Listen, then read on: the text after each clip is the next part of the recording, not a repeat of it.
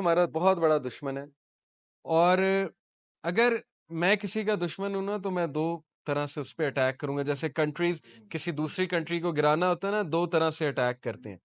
مار تو سکتے نہیں، ظاہر ہے ڈائریکٹ جنگ تو کر نہیں سکتے. ایک ول پاور توڑتے ہیں، دوسرا اس کی سورسز کاٹتے ہیں.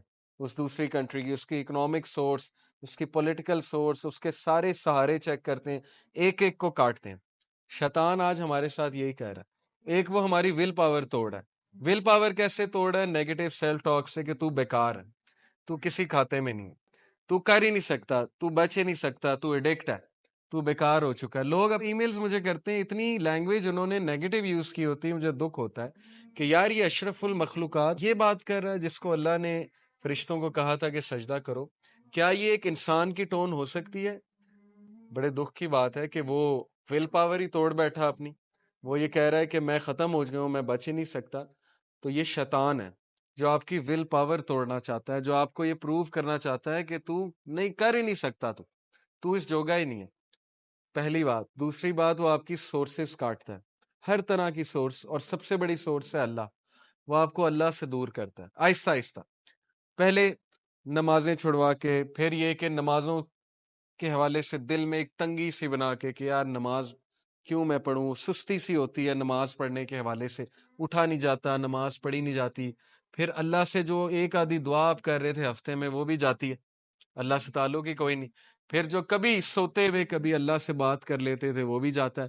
آہستہ آہستہ آہستہ آہستہ اللہ نکلتا جاتا ہے لائف سے. یعنی ہم خود نکالتے ہیں اللہ سبحانہ و تعالیٰ کے کانسیپٹ کو. تو یہ وہ ہماری سورس توڑ ہے، ہمارا تعلق توڑ ہے اللہ سے. جب اس نے دو چیزیں کر لی نا، آپ کی ول پاور توڑ دی، اور آپ کا اللہ سے جو تھوڑا بہت کانٹیکٹ تھا وہ بھی توڑ دیا، تو پھر سمجھیں کہ وہ سکسیسفل ہو گیا آپ. اور یہی بات اللہ نے وارن کی کہ دیکھو وہ تمہارا بدترین دشمن ہے. آج ہماری یوتھ ڈی موٹیویٹڈ کیوں ہے؟ کیونکہ ان کو نا امیدی ہے.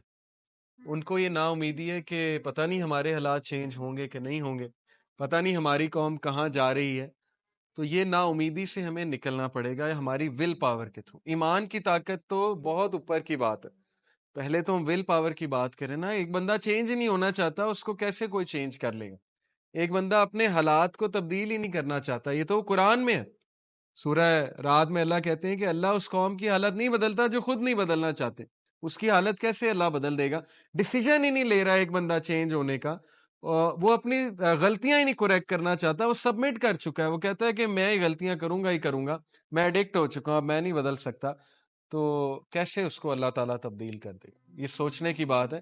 اپنی ول پاور پہ کام کریں، اپنے آپ سے پازیٹیو سیلف ٹاک کیا کریں، اپنے آپ کو تھپکی دیا کریں. اوکے؟ جب آپ کو اچھا کام کریں، اپنے آپ کو اچھا ٹریٹ کیا کریں. Negative self talk is very bad.